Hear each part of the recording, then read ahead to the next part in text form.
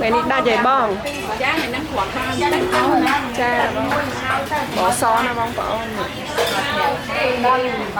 này nó phải sai cha bong nước hình trơn bong đây mấy thầy pha mưa khăn của bạn cha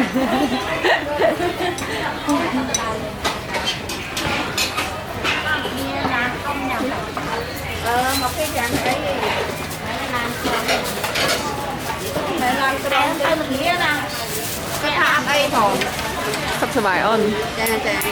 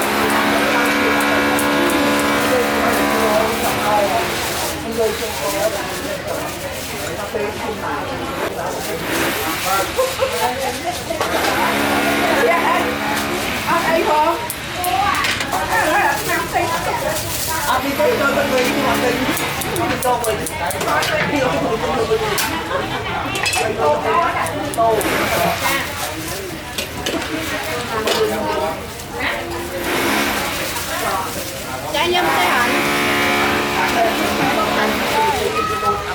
mày hai pi Việt Nam áo nhau mày à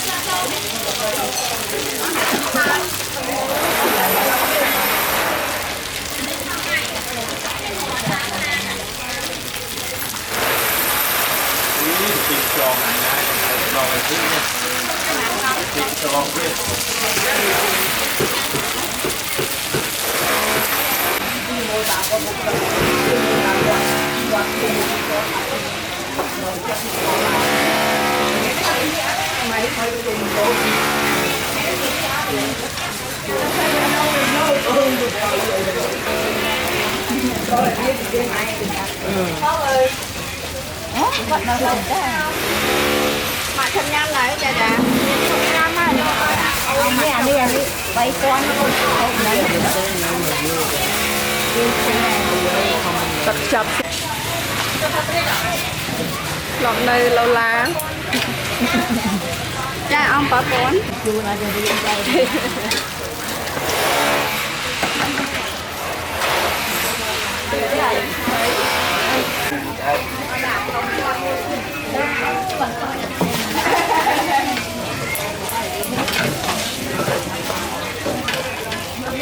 Không chứ cái đấy mấy ở phố chuyện nó cô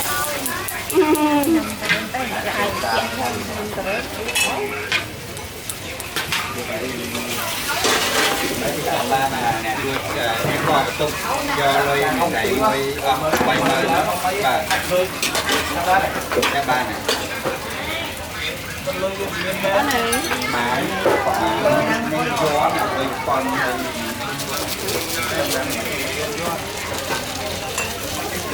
Đậm tay sân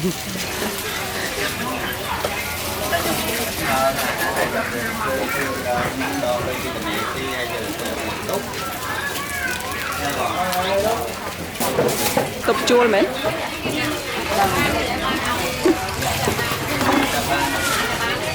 không anh so với anh phê rồi anh đang có cái mạng mà liền cho anh kia nó cái đôi lá kia con lá kia nên tại kho bên đây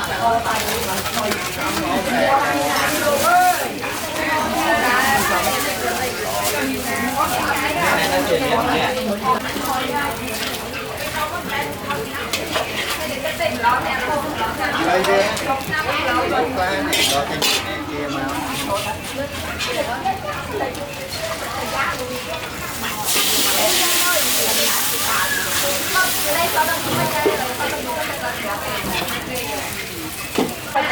cam liên hai bữa dương ra ở sau trong đây ní bạc tròn và tay mà mình miền ta miền mong bánh đậm pate ta sử dụng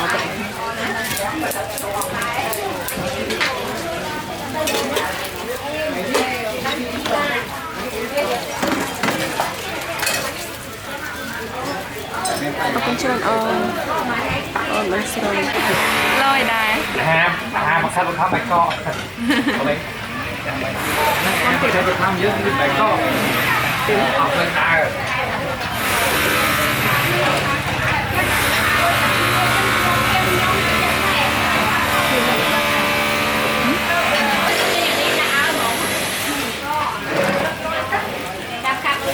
Chắc thấy chứ đó, cái tôm xanh này.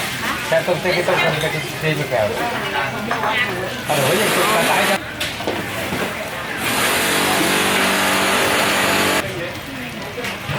Thôi thôi.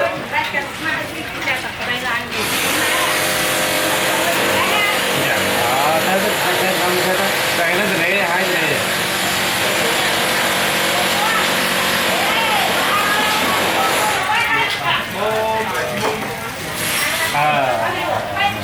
Đấy.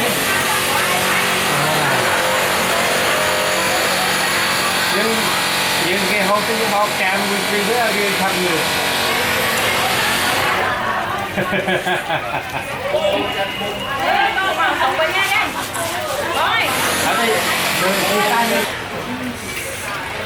Bao giờ làm đó cái ăn lan nó tiền cái đầu. Hai châu phong. bông nha bà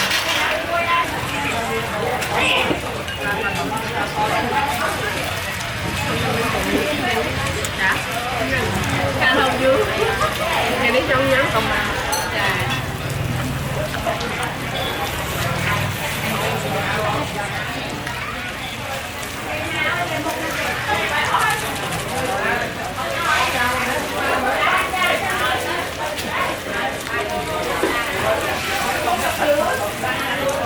cho nên đi chợ hồi ngay tại ngay xây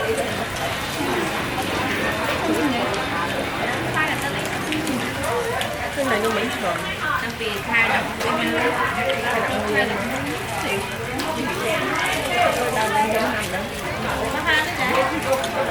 cái